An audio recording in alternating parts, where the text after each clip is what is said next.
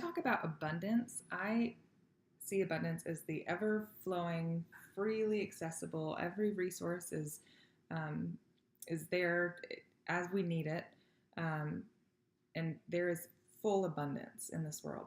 And so that to me is what abundance is. So a lot of people will say, I need to clear an abundance block, or why do I not have money, or I need to, manifest money, or come up with a relationship, or have this, or it's a lot of times looked at as this external desire, and then something that is stopping us from getting to that.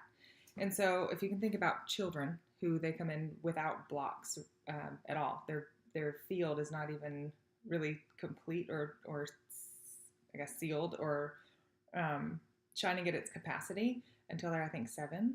And so if you watch children go through, they don't have the thought of how do I get to rid of the block XYZ. They just say, oh, I'm standing here. I see a flower there, and they walk towards it. And if something comes up in between, then they see another flower maybe that works better over there. And so we create, usually in parenting systems, in childhood, in early development. So a lot of times if it was a child going for a flower and a parent came and swooped them up to save them from a car hitting them, that would probably create a block that says you can't have full access to that thing. And so that is, I guess, in a nutshell, what abundance is to me. It's the knowledge that we have access to all resources at any time. And then lack would be the opposite of that. So a lack mindset would be a belief that you are limited in what you're allowed to have. So if you're going out as a child and you want to collect flowers, well, that would be the belief that you're only allowed to have 2, and that's the capacity. And again, both lack and abundance are mindsets. This is psychology. This is how the brain functions, how you are programmed, and it's a belief system. So the block is thinking I desire this lifestyle, but I'm not sure how to get there because I'm not programmed that way. And so a lot of times we make the I believe mistake, and I can share a personal story in this, of clearing a block before doing the processing and before doing the reprogramming that's necessary to still be safe. Because a lot of times blocks are formed in order to keep us safe, to keep us in a place where like we are protected. We were made as essentially primal animals. And so when fears are developed, when blocks are developed, it's to protect our inner organs, it's to protect our heart, especially when things are happening up here in someone's field.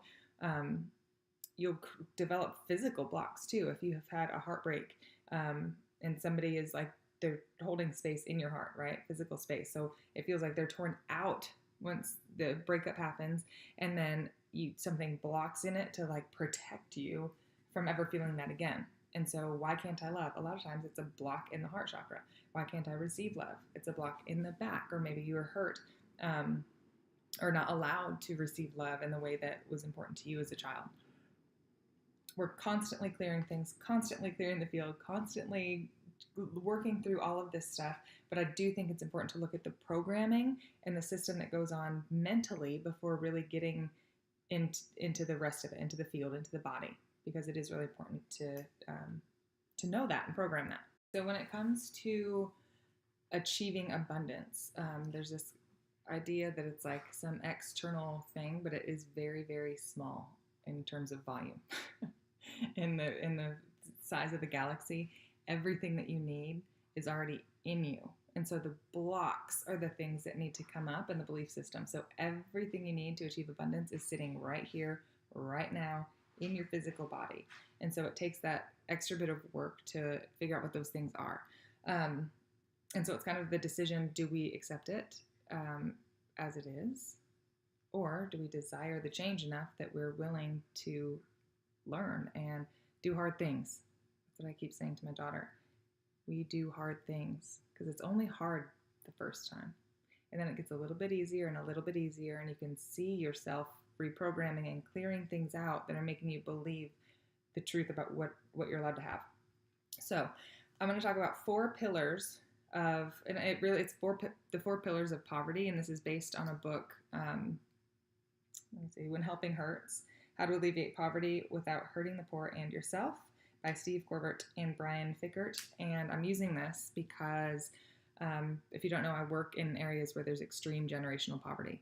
And so I've just been studying to take their kind of how to best approach a lot of the situations, the psychology, the situation without ever creating a division, and looking at all of us as one and all of us as equal.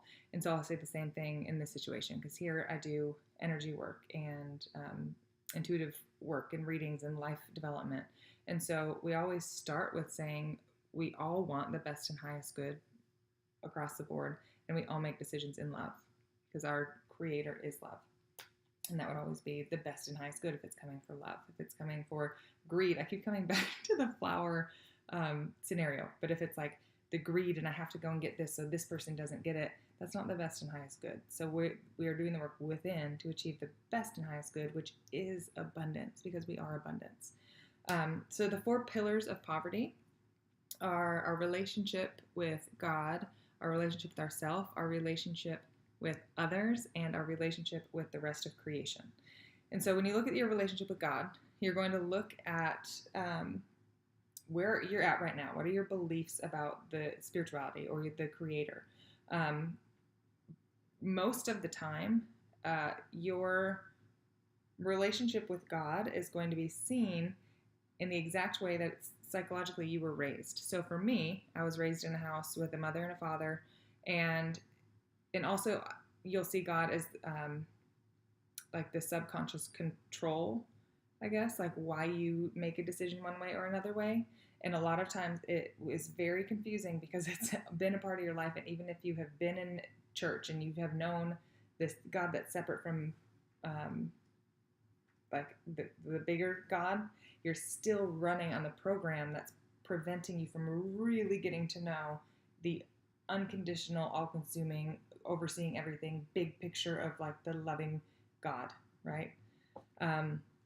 So, for example, one of my beliefs that I've cleared is that and it's when I say belief, this is truth, this is experience, this is perception, this is what you know to be allowed or not allowed. The decisions that you make in your life that are fully subconscious, so you're just making them because you do. And so for me, because my dad was brought in, he was like the provider, and he was like the scarier one, the one that I would respect more in terms of discipline, or like a consequence. He was like my God, I guess, and the one that was defining why I took one step after the other and why I did this or that.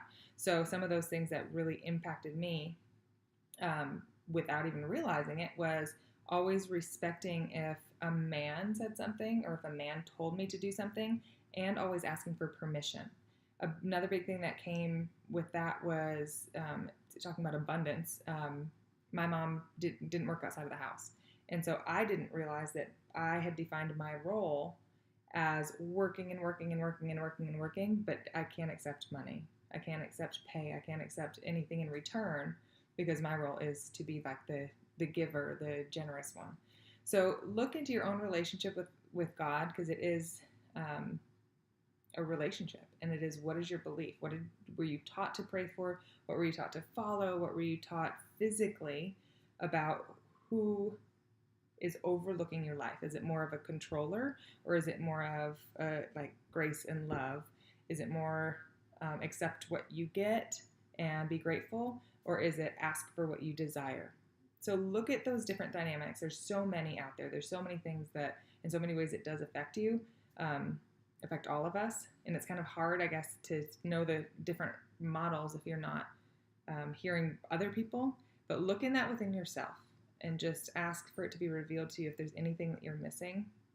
A lot of times I'll see this in Jamaica, especially when we're working just in the communities, that their idea of what they've seen of God is in the church, where you have to be acting a certain way, talking a certain way, believing a certain way before you go in. Or a lot of people do believe that.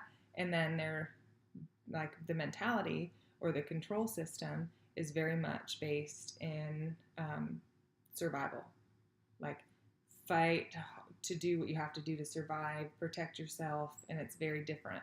um, and just has a different foundation, if that makes sense. Okay, the next one is relationship with self. So looking into the relationship you have with yourself, what do you think about yourself? What does your self-talk look like? What were you taught you had to do or be for other people? What made you feel accepted or rejected? What made you walk away from that rejection or do what you had to do to fit in?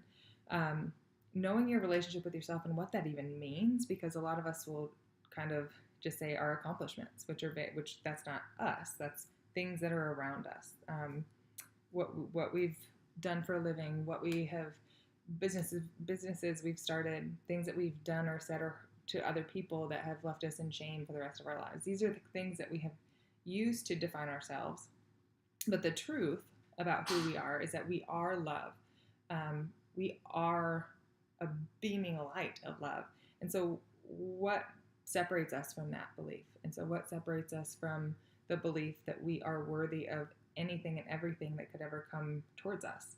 Along with that, what are you doing to take care of your mind, your spirit, your body? What are you doing to take care of yourself so that you are at your best for other people? And it's not about the way that you look. It's not about anything except for, are you taking that time to really reflect on who you are and what your needs and desires are? There's so much that goes on subconsciously that a lot of times, a very common template, I guess, that's being cleared for a lot of clients. I did this about a year ago, and it was the belief that if you are doing something for yourself, that it's considered selfish. And so you're being controlled by a subconscious pattern or belief system where if you are doing anything at all for yourself and not for your family or your husband or your wife or your whatever, that you are selfish. And that was a big trigger word. Start to identify a lot of triggers that make you feel like it really horrible as you're kind of adjusting things and moving things around and identifying really what patterns you followed or what your path has been up until now. Yeah. And it's important. I mean, it's just important to do that. If you would be, I have more recently changed my patterning. If I'm making a decision, instead of trying to figure out what the best decision is, I totally remove myself from it and say, what would feel really good if somebody else allowed me to do it? That would be taking care of yourself. If somebody let me have that break or that time or helped me work on a project or assignment or something that I know I need to do that I just maybe don't feel like doing, changing the perspective entirely. What would feel really good if I had someone sitting next to me doing it, and changing that perspective so you can look into the relationship that you have with yourself. The relationship you have with others. A lot of times this is one of the biggest abundance blocks of all time, because we've not been taught how to have a healthy relationship with others because we don't with ourselves. And it often can turn into, well, if you can have this, then why can't I have this? Even before there's ever an opportunity to have a relationship. But I believe that a relationship with others in a healthy way, where we are showing them absolute love and care and wanting and desiring what's best for them, and really, really genuinely feeling that and believing it, is always going to be the opportunity that brings abundance back into us. If we're not giving anything out, we're blocking everything in fear, and then there's no space to invite anything in energetically. Okay. So a lot of times this will come up as like anger or having to gossip or sabotage or what was the other one? There's another word I was going to... exploit, abuse. There's a lot of anger associated with this too.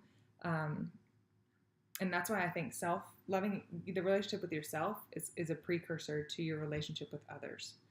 And it's interesting because there's different templates. So if you're somebody who's usually caring about everybody else, then you're likely going to have to handle yourself, and that won't feel as good. If you're somebody who's usually taking care of yourself, and even it's usually pretty subconscious, but expecting others to wait on you or be something for you, it's a lot harder to then go in and get yourself right and make sure that you're aware that taking care of yourself and other people taking care of themselves doesn't take from anybody. It just removes a transaction that's actually forcing us to believe we're dependent on anybody, which we're not. We're not dependent on anybody. But we do need that connection, and there's that the healthy relationships are necessary and important, but not that needing or making somebody need us or needing somebody in our life. That is unhealthy. That's codependency. That could be a whole nother video. And then relationships with the rest of the world, or the rest of the world, but the rest of creation. So things like money and time and resources, and how are you utilizing those things in your life right now? Are you kind of wasting time? Are you making the best of your time? Do you have a routine schedule? Do you have, are you surrounded by people, places, things in your physical space that make you feel good? A lot of times your physical space is, it always is a representation of what's going on inside of you. There's a lot of conditions as well where one of our distractors, one of our coping mechanisms, if we're doing something that we feel is out of alignment with the first pillar, we'll start to throw distracting things in. If we think we've done something bad, we're like, oh, well, we've got to do this and this and this and this and this, all these other things before really just going into ourselves and getting right with who we are, because we know we fear the clear, because it feels like death. I've said that before, but it feels a lot like death when you're clearing a subconscious fear like that. Those are the 4 things. And really creating the new patterns. Doing these 4 things and identifying these 4 areas of your life will then help you if you do have an energy clearing. But a lot of times it's going to clear it on its own. Writing letters to people who come up as you're doing this, and forgiving yourself. Looking and retelling your story. One of the things I've done, and I will have classes on this, but one of the things I'll do is write out your story of your childhood. Write it out, and so you understand the dynamic. What was your social status? What was your parental? What were your parents like? What did you feel when you got hurt? What did you feel comforted and supported? And really writing through those things, and then defining, this is what I needed in that moment and I didn't have it. This is what I see now that I didn't see before. So we really dissect it and break through all of it so we can see how that impacted what we are now. And a lot of times that just clears it on its own. It'll clear a lot of it and the anger, and you get to work through a lot of that heavy stuff. But writing is a really positive way to do that as well. So I hope this helped. Again, reach out if you have any questions, but this is huge. This is exciting in terms of getting into it, understanding the psychology behind abundance, and that you truly do have access to everything. And then once you realize that, you get to have the peace of knowing it was never anything outside of you. It was never a desire for something else. It's just the peace that's already in you. Have a blessed day.